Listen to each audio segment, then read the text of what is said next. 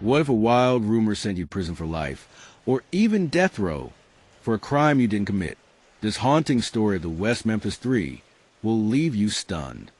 This is the story of Damien Echols, Jason Baldwin, and Jessie Misskelley Jr., three teens from West Memphis, Arkansas, whose lives changed forever in 1993. On a warm May day, three 8-year-old boys, Steve Branch, Michael Moore, and Christopher Byers, set out on a bike ride. The next afternoon, their bruised, mutilated, hog-tied bodies were found in a stream, sparking a frantic hunt for killers. Within weeks, police zeroed in on these outcast teens, who would become known as the West Memphis Three. The convictions and court battles that followed provide a cautionary tale for police and prosecutors too sure of their instincts and too quick to rely on the questionable evidence that supports them. Convicted in 1994 on shaky evidence, Echols faced death, while Baldwin and Misskelley got life. How did this spiral into a decades-long fight for justice? On May 5, 1993, around 8 p.m., John Mark Byers reported his son Christopher missing after last seeing him at 5:30 p.m. Soon after, Dana Moore and Pamela Hobbs called police about their sons Michael and Stevie, last seen biking around 6 p.m. A search of the mosquito-ridden Robin Hood Hills near Interstate 40 turned up nothing that night. The next day, Chief Inspector Gary Gitchell led the effort, and Juvenile Officer Steve Jones spotted a shoe in a ditch. Sergeant Mike Allen pulled out a naked child's body, followed by two more wrist-bound ankles with shoelaces. Christopher's body was the most gruesome, with his scrotum gone and penis skinned. Terry Hobbs, Stevie's stepfather, collapsed in grief as rumors of devil worship swirled. Inspector Gitchell did nothing to squelch the rumors when he told reporters that his department was investigating the possibility that the murders were connected with cult activity. The West Memphis Police Department assigned the case number 93-05-0666 to the murder file. On May 7th, Steve Jones, the juvenile officer who first discovered the bodies, interviewed a troubled local teenager, Damien Echols, who had been under the watchful eye of another juvenile officer, Jerry Driver, for some time. Echols was a 17-year-old dropout with a history of psychiatric problems, including major depression. Echols wrote dark poems, dressed mostly in black, wore long hair, had a tattoo on his upper arm, and was a self-described Wiccan. In the previous couple of years, Echols allegedly had threatened his former girlfriend and the boy she was then dating, as well as his father. During part of several months' stay with his mother in Oregon in 1992, Echols had been admitted to a psychiatric ward and placed under suicide watch. Returned to Arkansas in the fall, Echols briefly entered a juvenile detention center before being transferred to a psychiatric hospital in Little Rock after biting and attempting to suck blood from the arm of another detainee.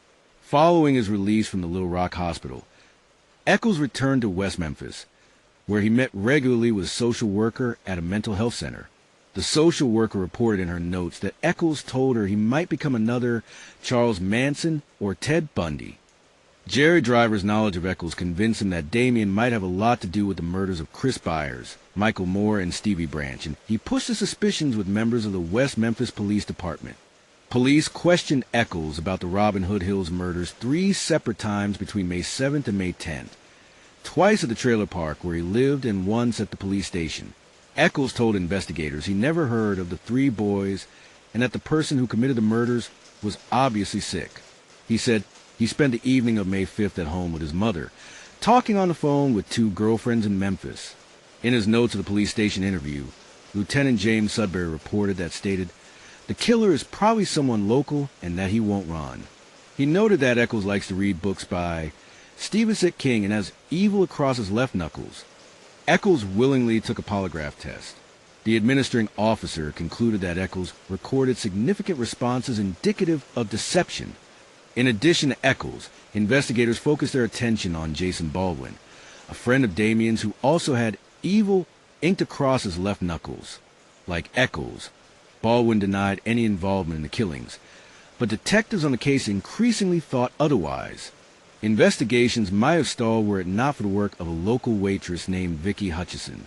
Hutchison told police she suspected the killings were cult-related and that she was willing to play detective. She believed that her connection with 17-year-old neighbor Jessie Misskelley, who sometimes babysat her children, and mowed her yard might provide an opportunity for her to explore the secret life of Damien Echols. Hutchison told authorities that Misskelley, who had an IQ substantially below the normal range of intelligence, told her about Echols, his friend who drank blood and stuff. With the blessing of the West Memphis Police Department, Hutchison asked Misskelley to arrange an introduction to Damien, who she said she would like to go out with. Jessie agreed, and shortly thereafter brought Damien over to Hutchison's house and made introductions. What exactly happened between Hutchison and Echols became clear only years later, but for the benefit of local law enforcement authorities, Vicky hatched quite a tale. She told investigators on the night of May 19 she and Jessie were driven by Damien in a red Ford Escort. Odd, given that Echols had no car and was never once known to have driven one, to an SBAT, a gathering of witches, in a field outside of town where she encountered 10 young people, each with faces and arms painted black, stripping off their clothes and touching each other. She claimed those participating in the orgy used nicknames like Spider, Snake, and Lucifer. Offended by the naked activity, Hutchison, according to her story, asked Damien to drive her back home, which he did, leaving Jessie at the orgy. In late May, Vicky Hutchison and her 8-year-old son, Aaron, met with detectives. While Vicky shared her story about the SBAT, Aaron told authorities that he and the 3 murder boys often visited Robin Hood Woods together, and that on one visit to the woods they saw 5 men sitting in a circle chanting and doing what men and ladies do.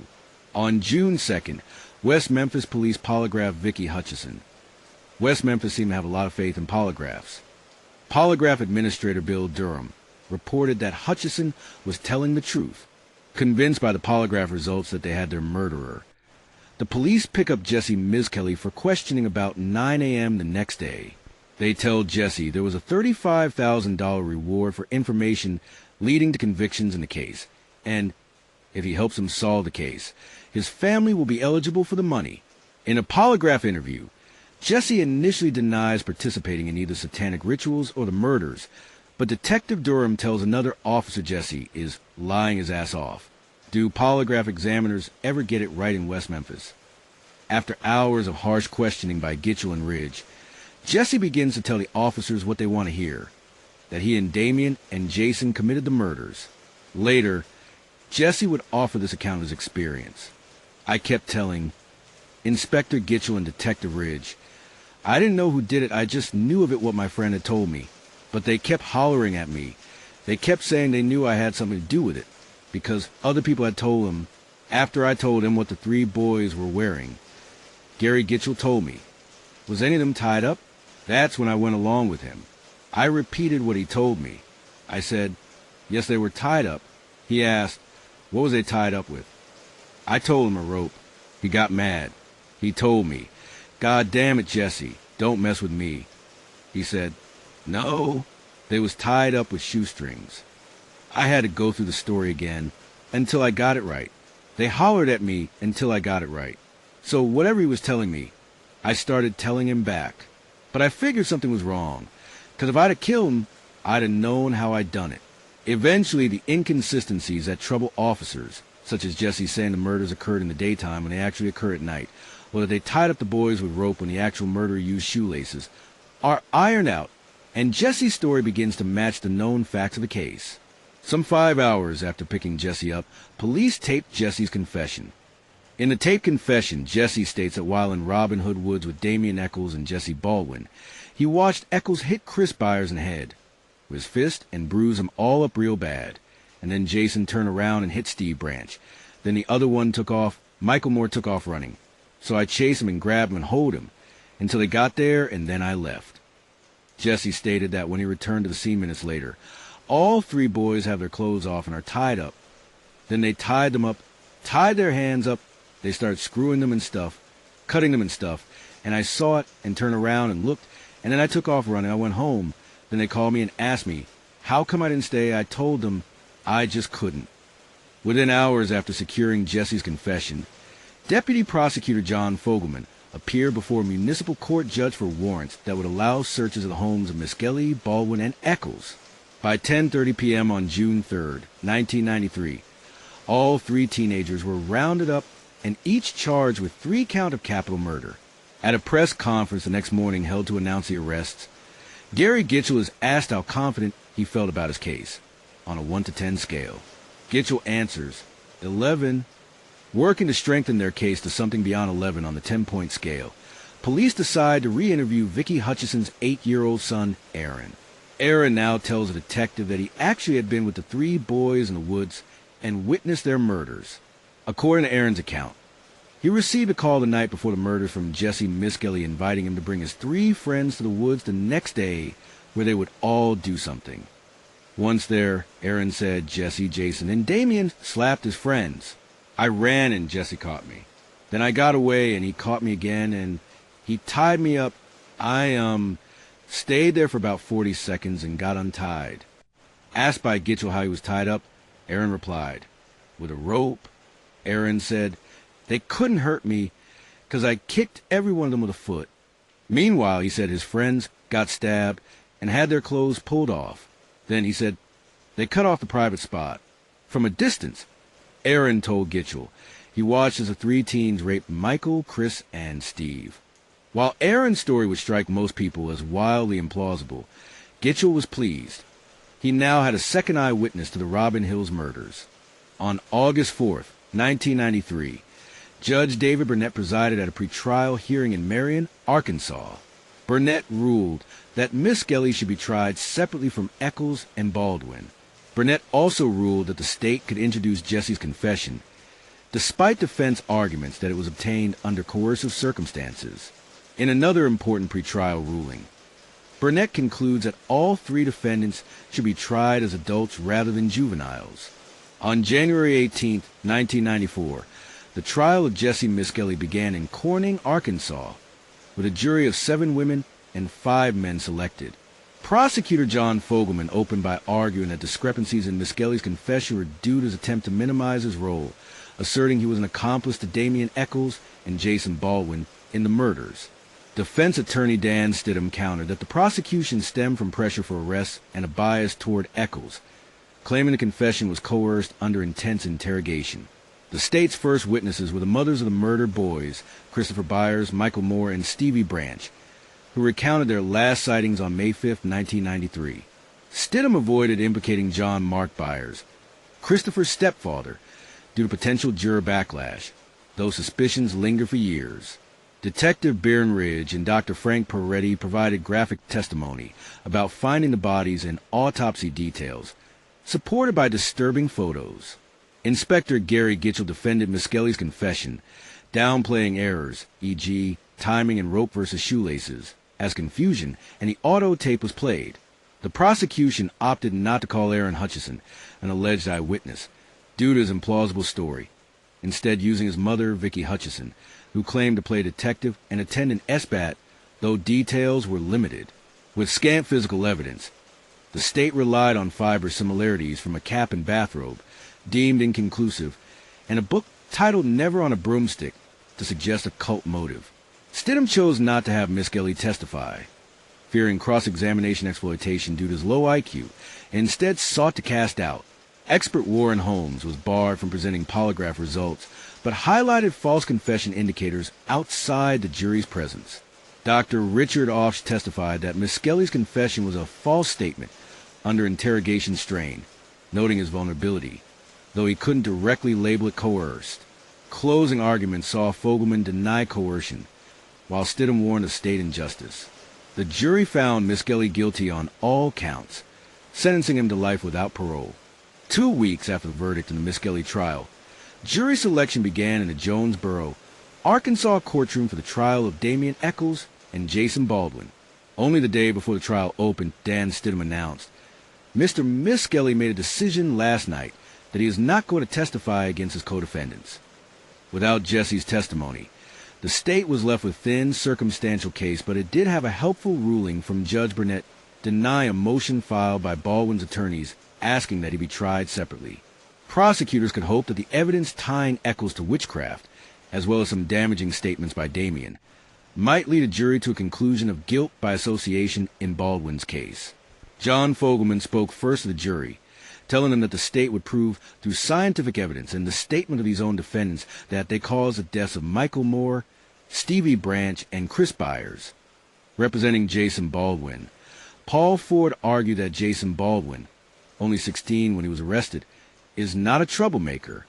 He took care of his two younger brothers, getting them to bed, and in the morning when Mom is still asleep because she's been up late, and it's Jason who has the obligation to get himself up, getting his brothers up, getting everybody dressed and fed, and catch the bus and go to school. That's the kind of person Jason Baldwin is. Ford argued his client was in court only because police had disregarded statements and the physical evidence. You'll see that this evidence that they have has been twisted and manipulated and distorted in order to make the pieces of the puzzle they want to build to fit together. And you'll see that from their own witnesses. Lastly, you will see from their own witnesses evidence that will show that Jason Baldwin is innocent. Scott Davidson, attorney for Damien Echols, used his opening statement to address one of his biggest concerns, that the jury might find his client guilty because of some of the strange statements and actions in his past. He's not the all-American boy, Davidson observed. He's kind of weird. He's not the same as maybe you and I might be. But I think you'll also see that there's simply no evidence that he murdered these three kids. The prosecution began making its case against Echols and Baldwin in much the same way as it did against Misskelley in his trial, with parents describing the last time they saw their sons and detectives describing how they found the bodies and what they found at the crime scene. When Detective Bryn Ridge, in response to a question on cross-examination about a delay of 2 months in retrieving a piece of crime scene evidence, said, "I didn't take that stick into evidence until the statement of Jessie Misskelley," in which he said, Val Price immediately asked for a mistrial. Price insisted that blurting out the fact that Jessie Misskelley gave confession was extremely prejudicial and unwarranted by his question, but Judge Burnett was unmoved. There isn't a soul up on that jury or in this courtroom that doesn't know Mr. Misskelley gave a statement, the judge said, explaining his decision to deny the motion. In later testimony, Ridge reported that during Damien's long interrogation at the police station, he claimed all persons hold demonic forces inside them, made observations about the mystical significance of water, and noted that 3, the number of boys killed, of course, was a sacred number in the Wicca religion. Moreover, Ridge testified Damien acknowledged reading books by Stephen King, an author famous for his horror novels, a fact Ridge thought was strange. Further developing its theme of a cult-related motive, Fogelman called Damien's former girlfriend, Deanna Holcomb, to tell jurors Damien wore all black and carried knives, sometimes in his trench coat pocket. An officer who conducted a search of Damien's home testified that the search turned up 11 black T-shirts, the book Never on a Broomstick, and the skull of a dog. The prosecutor also asked Judge Burnett to take judicial notice that there was a full moon on May 5th, according to the almanac, a request the judge found appropriate. Delving into matters of the occult took center stage with the calling of Dr. Dale Griffiths, a cult expert from Ohio. Griffiths testified that the number 3 was one of the most powerful numbers in the practice of satanic belief. When asked on cross-examination whether the number 3 might also have special significance in the Christian belief system, consider, for example, the notion of the Trinity, Griffiths said, "I cannot make that statement." Griffiths said that the murders of the 3 boys were using the trappings of occultism during this event, pointing to the time of the moon phase and the removal of blood as examples of trappings. Asked what significance the sucking of blood might have, Griffiths explained, "Blood is the life force, and usually they prefer to have a child that is young, very young, and the younger, the more innocent, the better the life force." With medical examiner Dr. Frank Peretti on the stand, Brent Davis handed his witness a knife discovered in a lake behind Damien's house. Peretti agreed that wounds found on the body of Chris Byers were consistent with the serrated portion of that knife. On cross-examination, Peretti conceded that the Byers wounds were equally consistent with another serrated knife, in particular one belonging to John Mark Byers, Chris's stepfather. The knife wounds to Chris's genital area, Peretti said, were ante-mortem. In other words, Chris's scrotum was cut off and his penis skinned while he was still alive. Peretti also told jurors that the autopsies revealed both Stevie Branch and Michael Moore received massive blows to their heads, and that Michael's lungs were filled with water, indicating that, when he was in the water, he was breathing. Defense lawyers got Peretti to acknowledge on cross-examination that many of the descriptions of the murder offered by Jessie in his confession were not confirmed by his medical findings. None of the boys were strangled, raped, or tied with any sort of rope. The crowd in the courtroom gasped in shock when prosecution witnessed Michael Carson, the 16-year-old who shared jail time with Baldwin, testified that Jason admitted to him that he dismembered the kids and sucked the blood from the penis and scrotum and put the balls in his mouth. Carson told jurors he came forward with his story months after his alleged conversation with Jason because he saw on television how broken-hearted the parents of the missing boys were, and because "I have got a soft heart, I couldn't take it." Carson's explosive testimony and the thin reed of a bathrobe fiber from Jason's home that was said to be microscopically similar to a fiber found near the bodies represented the entire prosecution case against Jason Baldwin.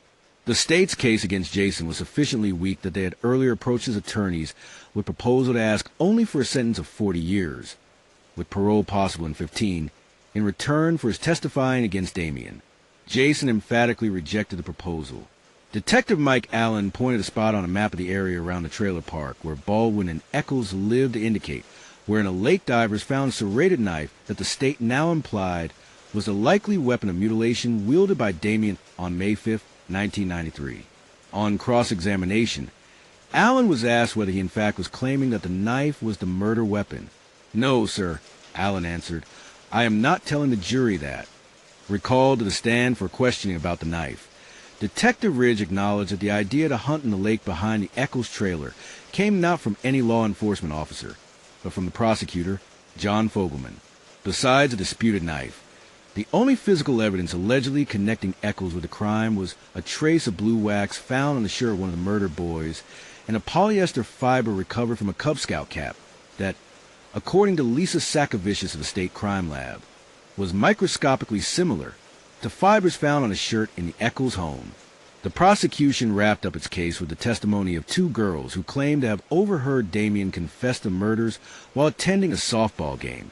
Jody Medford, a junior high school student, said she was watching the game when she heard Echols, at a distance of about 25 feet, say that he killed the 3 little boys and before he turned himself in, that he was going to kill 2 more, and he already had one of them picked out.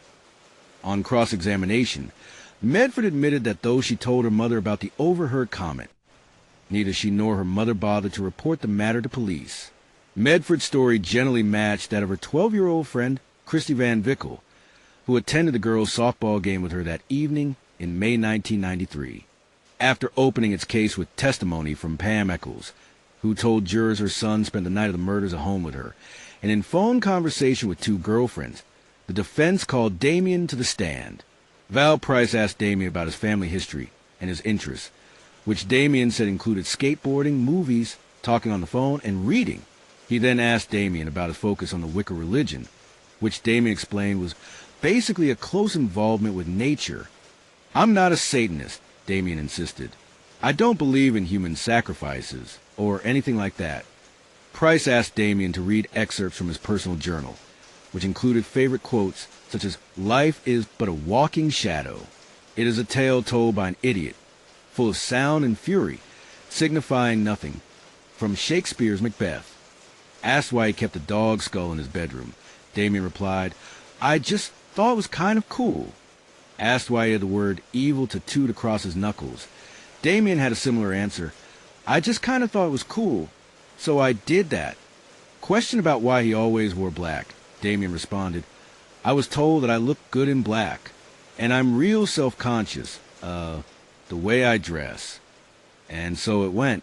The defense sought to present Damien as a teenager who might be different from most in West Memphis, but not as someone anyone should fear. Echols denied having anything to do with the deaths of the 3 boys, testifying, "I'd never even heard of them before till I saw it on the news." Asked how he felt about being charged with the murders, the defendant said, "Sometimes angry, sometimes sad, sometimes scared." The defense presented evidence raising questions about the quality of the police investigation. Gary Gitchell admitted that although West Memphis owned both a video camera and audio recorders, they hadn't bothered to tape any of their several interviews with Damien Echols. Gitchell also admitted that blood samples left on the wall of the Bojangles restaurant on the evening of the murder were, as the term is, lost. John Mark Byers, the stepfather of victim Chris Byers, was called to testify about a knife he had given an HBO film crew working on a documentary about the case, and that later was turned over to police. Byers testified that the blood found on the knife was his, coming from a cut, despite the fact that he had repeatedly told authorities he had no idea how human blood ended up on his knife. A plan by the defense to call Christopher Morgan, a teenager who once confessed and later recanted, to California police that he might have blacked out and killed the 3 boys in West Memphis, was thwarted when Morgan's attorney announced in a hearing before Judge Burnett, from which the press was excluded, that his client, if forced to testify, would invoke his Fifth Amendment rights against self-incrimination. Of course, that's exactly what attorneys for Echols and Baldwin wanted to have happen. Prosecutors argued strenuously that Morgan's taking the Fifth, which Morgan's attorney insisted related to pending federal drug charges against his client that might be vaguely related to murders, would mislead the jury, who would quite naturally conclude that Morgan was hiding his involvement in the actual murders of the 3 young boys.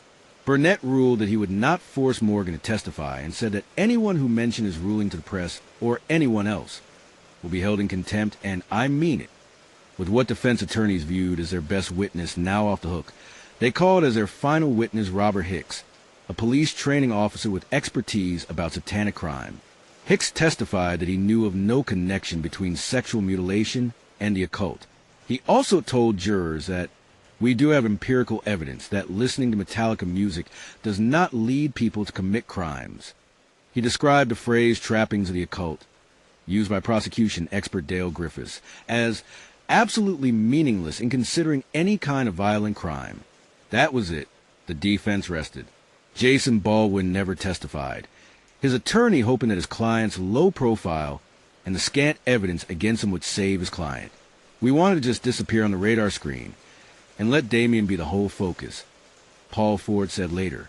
We thought, if we didn't stir the pot, and they didn't stir the pot, what were they going to convict him on? On March 17th, the jury listened to closing arguments. John Fogelman argued that while most people might not believe the satanic stuff, what matters is what these defendants believe. Religion, he said, is a motivating force. It gives people who want to do evil, want to commit murders, a reason to do what they're doing. Fogelman told jurors that when you see inside Damien and you look inside there, there's not a soul there. Val Price, the lead defense attorney for Damien, reminded jurors that the law required them to find his client guilty beyond a reasonable doubt, and after listening to the evidence, they should have plenty of doubts.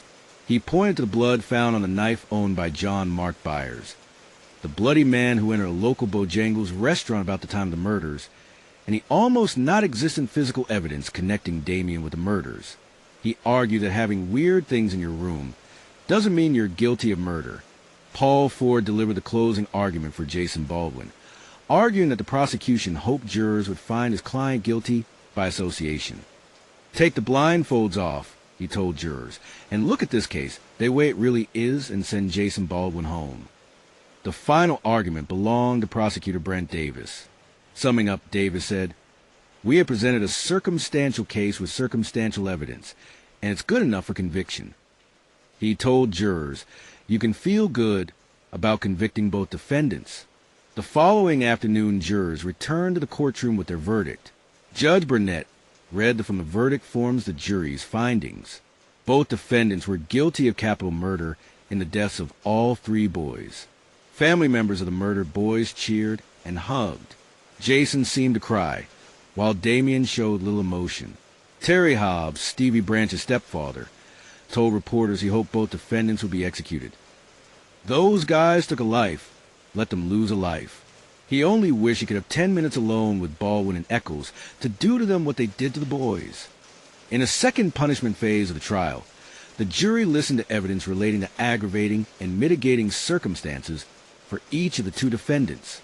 After listening to several hours of testimony, much of it concerning Damien's mental state and statements he had made to the therapist, the jury retired to the jury room and began scribbling out pros and cons for Jason and for Damien. Jason earned several pros, stuck to story, exhibited remorse, and in school. He got con for being Damien's best friend, his jailhouse confession, low self-esteem, and frequented crime scene. Damien got pros only for being intelligent and manic-depressive, for having a loyal family, and for sticking to his story.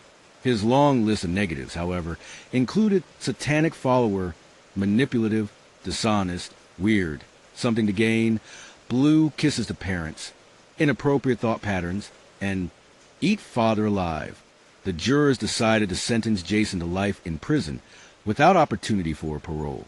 Damien, the jurors concluded, should die by lethal injection after Judge Burnett sentenced Echols to die on May 5th. The defendants were let out of the Jonesboro courtroom. Jason Baldwin was transported to the penitentiary at Pine Bluff, while Damien Echols began life on death row in the state's maximum security prison near Varner, Arkansas. The West Memphis Three's convictions relied on coerced confessions, biased juries, and a cult narrative with no solid evidence. Misskelley's 1994 trial saw his confession admitted despite defense claims of coercion, including spooky tapes and diagram tricks. The jury, swayed by graphic photos and fiber similarities, ignored expert warnings of false confessions. Echols and Baldwin's trial doubled down, with cult expert Dr. Dale Griffiths linking the number 3 to Satanism. Despite Christian parallels, jurors convicted on circumstantial threads, like a knife from Echols Lake and overheard boasts, ignoring defense pleas of doubt. Since 2010, over 200 wrongful detentions highlight how poverty and prejudice trap the innocent. How many more suffer silently? Misskelley's trails featured Gitchell defending the confession's errors as confusion. Hutchison's SBAT tale was vague, and fiber evidence was weak, yet the jury found him guilty, sentencing life without parole. Echols and Baldwin's Jonesboro trial leaned on Misskelley's untestified confession, and Echols' weird persona, black clothes, a dog skull Wicca. Prosecution highlighted a serrated knife and wax traces, while defense raised doubts about lost blood samples and John Markbyer's knife. Jurors, swayed by cult fears, convicted both Echols to death, Baldwin to life. Could you trust such a flawed process? The case drew international attention and outcries against sentencing teenagers to death. In 1996, documentary filmmakers working for HBO released Paradise Lost, the child murders at Robin Hood Hills, which highlighted how police investigators have been negligent in crime scene treatment and sloppy in their forensics reports. It also claimed that the police had not bothered to interview numerous witnesses. The documentary further suggested that Misskelley's confession had been coerced, that the teenager had initially made many errors in his account of crime, and that the police had provided him with the right answers to make his confession match the forensics they had gathered. HBO continued its investigation, releasing 2 follow-up documentaries that poked more holes in the prosecution's case. The 3, it was argued, were arrested and convicted based largely on their lifestyle. The only physical evidence were fibers that had only microscopic similarities to objects in the homes of the arrested teenagers. The case received attention from organizations opposed to the death penalty, as well as considerable celebrity support, most notably from actor Johnny Depp and singer Eddie Vedder. Further investigations revealed that Misskelley's account of killings would only hold up if the boys had been killed where their bodies had been found, but there had been no blood at the scene. Furthermore, Hutchison, who had provided crucial testimony connecting the teens to satanic practices, recanted. In 2007, new forensic tests of evidence had not revealed any trace of DNA from any of the men. 3 years later, the state Supreme Court ordered review of the trial.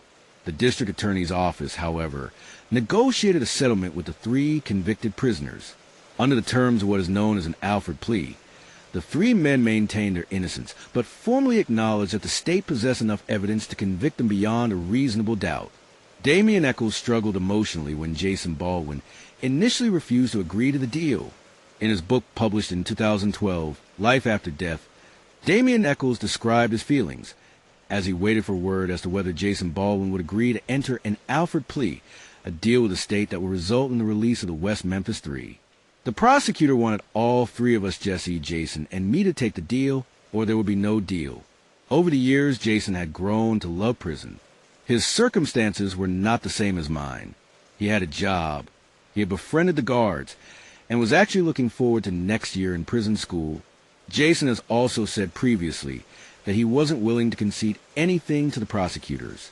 I understood that with all my heart, and I knew he still believed he would be exonerated one day and walk freely through the prison gates. But the state was too corrupt to ever let that happen. I was trapped in a nightmare, chained to someone I couldn't communicate with. I paced back and forth in my prison cell, 2 steps to the door and then 2 steps back.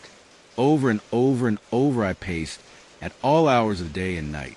I couldn't sleep, couldn't eat, couldn't read, couldn't even sit still. I wept, I cursed, I raged. To see home so close and yet still beyond my reach was pain beyond articulation. Jason finally agreed to the deal. He said later, "I didn't take the deal for me. I took it for Damien. Would you sacrifice your stance for a friend's freedom?" At a hearing on August 19th, 2011, Judge David Laser, having replaced Judge Burnett on the case, called what happened a tragedy on all sides. And then Jessie Misskelley, Jason Baldwin, and Damien Echols walked free into the Arkansas sunshine. While Echols moved to New England to become a freelance artist and speak out against wrongful imprisonment, Baldwin moved to Washington State, where he took an active role in both films and books about the killings. Only Misskelley remained in West Memphis, working in construction and refusing to speak to the press. So what really happened? The 2012 documentary West Memphis, produced by Peter Jackson, suggested Terry Hobbs, stepfather of victim Stevie Branch, was involved in the 1993 West Memphis murders. It highlighted DNA evidence. A hair and a shoelace tying the boys matched Hobbs and 1.5% of the population, and another hair on a tree stump matched his friend David Jacoby. The film also cited Hobbs' history of abuse, and Ant's claim of seeing him do laundry post-murder. Stevie's pocket knife found among Hobbs' possessions, and 3 young men alleging a nephew revealed it as a family secret. In 2013, affidavits from Billy Wayne Stewart and Benny Guy offered a detailed account. On May 5, 1993, Hobbs, Jacoby, and teens L.G. Hollingsworth and Buddy Lucas bought pot from Stewart, with Hobbs and Jacoby seen kissing. Later, per Lucas' 1995 recount to Stewart, the group drove to Blue Beacon Wood, where Hobbs had the teens wrestle, possibly leading to sexual activity. The boys, Chris Byers, Michael Moore, and Stevie Branch, interrupted, prompting Hobbs to order an attack. Lucas said Hobbs bit and cut one boy's genitals, killed the others to silence them, and dumped the bodies in bikes. Guy's affidavit and Hollingsworth's jail confession corroborated this, adding Hobbs' rage when kicked, leading to a beating. Stevie's mother, Pam Hicks, also suspected Hobbs and sought evidence in 2013. Shockingly, Stewart's 1995 attempt to report this to investigator Bill Sanders went unanswered, potentially prolonging the wrongful imprisonment of the West Memphis Three. Police inaction on these tips deepened the tragedy. Could this be the truth buried by bias? What do you think should change in the justice system? Share in the comments, and subscribe for more true crime and justice stories that's demanding for justice and need to be retold. Thanks for watching, and see you in the next one.